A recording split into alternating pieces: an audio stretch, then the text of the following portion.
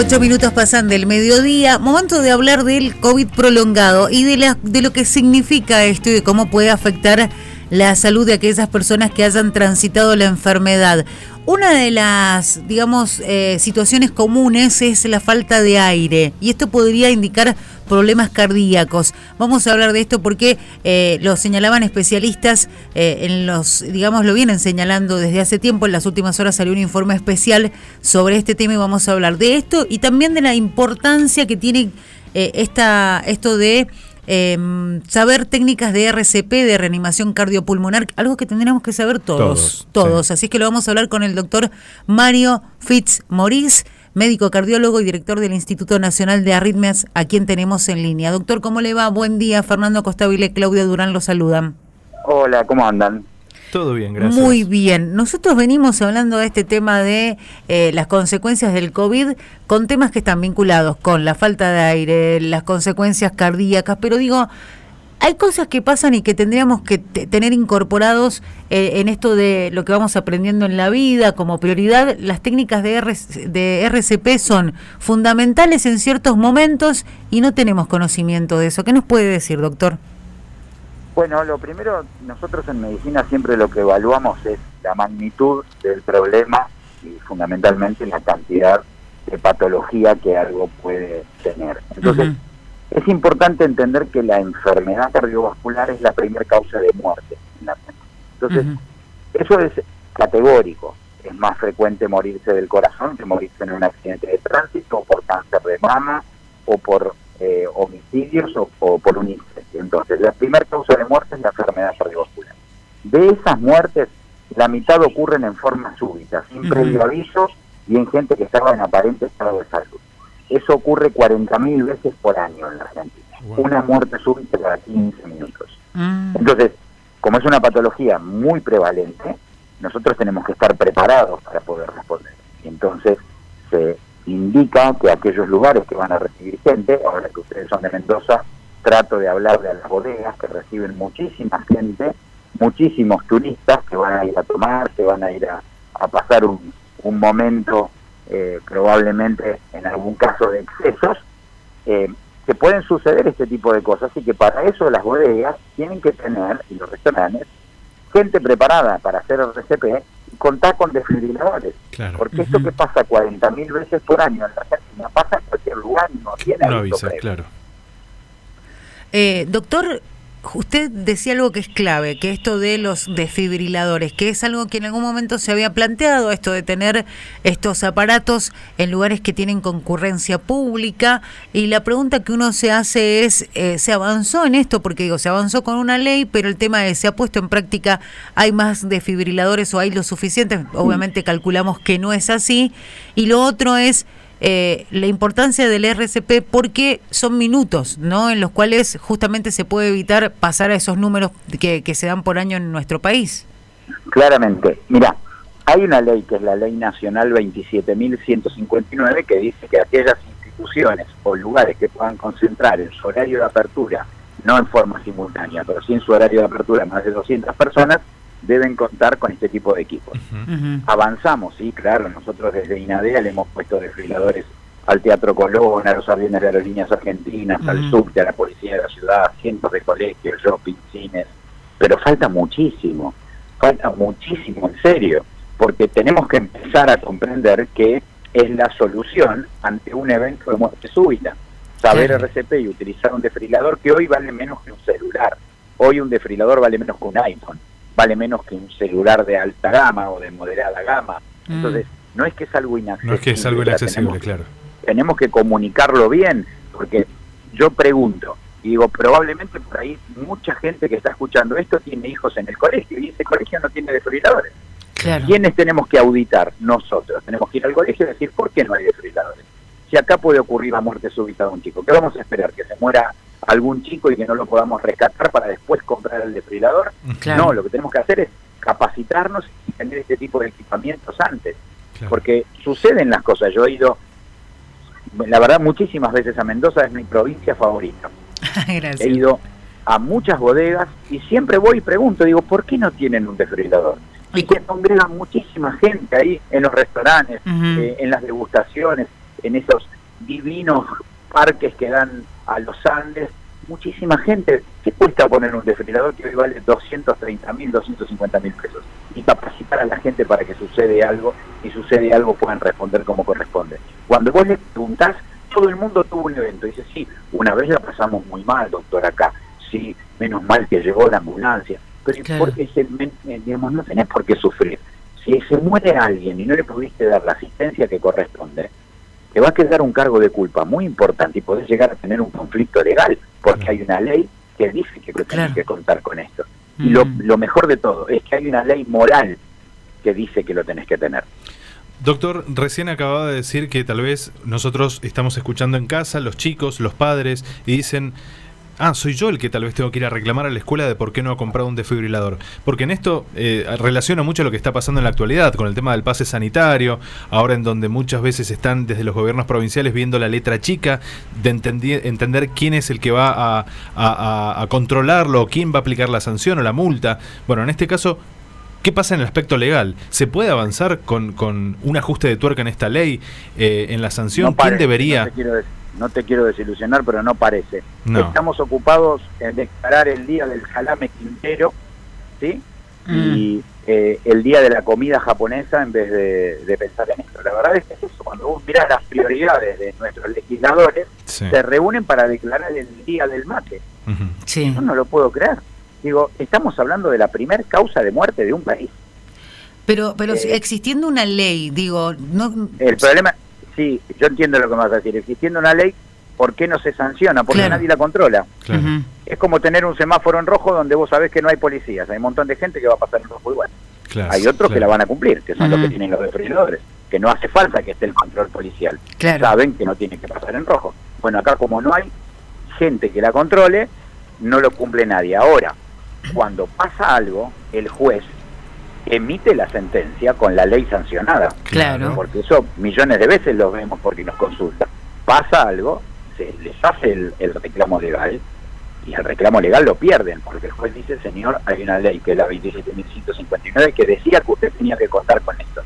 Usted no puede desconocer la ley y emite su sentencia. El problema es que la sentencia no revive a la víctima. Claro. Pensaba un poco en esto, ¿no? Que hay una ley en relación a los desfibriladores. Y pensando ya, yéndome a otro tema que digo, es necesaria una ley para que se empiecen a aplicar ciertas cosas, aunque esto no lo garantiza, está claro. Pensaba en la importancia de conocer las técnicas de RCP, y ahí en este caso me meto en, ¿por qué no un proyecto que avance en este tema para que nosotros desde, no sé, se me ocurre pensar, desde el aula, en el sistema educativo, tengamos esa capacitación? Sí. Está hecha la ley, no se cumple. Hay una ley también del Ministerio de Educación que dice que 2 clases de educación física por año deben ser reemplazadas por instrucción de RCP los alumnos de 3º, 4º y 5º año de la secundaria. Y no pasa nada. No. Yo te voy a decir una cosa, mirá, si vos pones cómo ayudar ante una muerte súbita en Google, te va a salir una charla TED que yo di en el Teatro Colón, con un Teatro Colón lleno. Sí. Primer médico que se paró a hablar de medicina en el Teatro Colón. ¿Sabés cuántas vistas tiene? ¿Cuántas? 30.000 nada más. Bueno, va a tener un par más porque nosotros lo vamos a ver ahora. Si vos pones cualquier desnudo o cualquier... tiene 5 millones de vistas. Cualquier chiste grosero, vos decís, es increíble que cuesta mirar esa charla 11 minutos donde aprendés la técnica de RCP y por lo menos tenés las nociones básicas de lo que es un desfibrilador. 30.000 vistas contra 3 millones de cualquier pavada. Y ahí entonces, ¿a qué tenemos que apuntar? Digo, faltan campañas de concientización, digo, porque por ahí tiene que ir la cosa también, Falta ¿no? esto que están haciendo ustedes. ¿Vos sabés cuántos me llaman por esto? Pocos. Ustedes son gente que lo entendió, gente seria, gente que es profesional y dicen, no, a ver, pará, a ver esto que está pasando, lo tenemos que comunicar. Claro. Doctor, pero ¿cuántos hay como ustedes? Y pocos. El otro día hablábamos de esto en casa porque mi marido recibió una capacitación a través del gremio que los nuclea, y era una invitación a los empleados porque trabajan en un lugar donde asisten muchas personas, y era la invitación a hacer esta especie de curso para tener las técnicas, conocimiento de las técnicas de RCP, y justamente hablábamos de esto, ¿cuántos van? Porque es una invitación, y digo, también tiene que ver con el propio interés, pero ese interés se moviliza a partir de tomar conciencia, y es ahí donde yo digo, bueno, hay que hacer una campaña de que tenemos que entender que eso lo tenemos que tener incorporado también. Sí, lo que pasa es que estas campañas se hacen habitualmente el Día del Corazón, una vez en el año, y bueno, y nos sirven. Esto tiene que ser en forma sostenida. Si bien tengo que reconocer que la verdad es que se está dando a conocer mucho más, estamos avanzando. Hoy ver un desfibrilador en un aeropuerto es algo habitual, pero la mayoría de los colegios no tienen desfibriladores, la mayoría de los shoppings no tienen desfibriladores, y si tienen uno, cuando en realidad deberían de tener en algunos casos hasta 10. Wow. Poner un desfibrilador en un shopping gigantesco que tiene millones de metros cuadrados no tiene sentido. Hay que poner la cantidad necesaria, hay que capacitar a la gente, hay que señalizarlo, así como encontrás el cartel de salida, tenés que encontrar el cartel donde está el desfibrilador. Te voy a dar un dato. Sí. Una muerte de cada 1.200 es por un incendio, una muerte de cada 1.200, una muerte de cada 5 es por el corazón. Ahora vos pensá la cantidad de matafuegos que ves por todos lados y ningún desfibrilador. Es ilógico, cuando es 200 veces más frecuente morirte del corazón que en un incendio. Qué tema, ¿no? Está claro que evidentemente tenemos que aprender muchísimo más. Doctor, por ejemplo, si yo tenemos el desfibrilador a mano, ¿podemos aprender fácilmente a manejarlo? Digo, teniendo en cuenta que debemos saber la técnica, porque en el momento nos agarra la desesperación. Me imagino un momento en el cual nos encontremos en una situación de emergencia y digo, si tengo aprender la técnica de usarlo es fácil. Es sencillísimo, no tenés que hacer nada. El desfibrilador habla en español, no se equivoca y jamás va a disparar si esa persona no tiene una arritmia que le provocó la muerte súbita. No dispara. Si vos te lo pones ahora, no te va a disparar, y si se lo pones a alguien que fue un epiléptico, le bajó la presión, un diabético, a alguien que tuvo un traumatismo, si no tiene la arritmia que provoca la muerte súbita, no dispara. Y doctor, son totalmente automáticos. Claro. Algunos ni siquiera necesitan apretar ningún botón porque no tienen botones. O sea, detecta la situación de emergencia y ahí se dispara, si no, no lo hace. Exacto. Y si mirás la charla, te vas a dar cuenta que no hay nada, lo único que tenés que hacer es abrir la tapa, colocar los dos parches en el pecho y el desfibrilador hace absolutamente todo solo. Claro. Increíble. Doctor, una consulta. ¿Es primero la técnica de RCP, la reanimación cardiopulmonar, y después accionar con el desfibrilador si la cosa se complica? No, si vos ves que alguien inexplicablemente se cae, vos lo llamás y no te contesta. Si detectás que no respira, llamás primero al 107. Lo primero que hay que hacer es pedir ayuda. 107. Luego empezás con la RCP y pedís un desfibrilador. Haces RCP hasta que te traen el desfibrilador, y cuando te traen el desfibrilador, haces lo que el desfibrilador te dice y esperas a la ambulancia. Eso se llama cadena de la vida, son 4 pasos. ¿Y en cuánto tiempo, digo? Porque también el tiempo es fundamental, digo. Fundamental, por eso hay que poner la cantidad necesaria en los lugares de concurrencia masiva.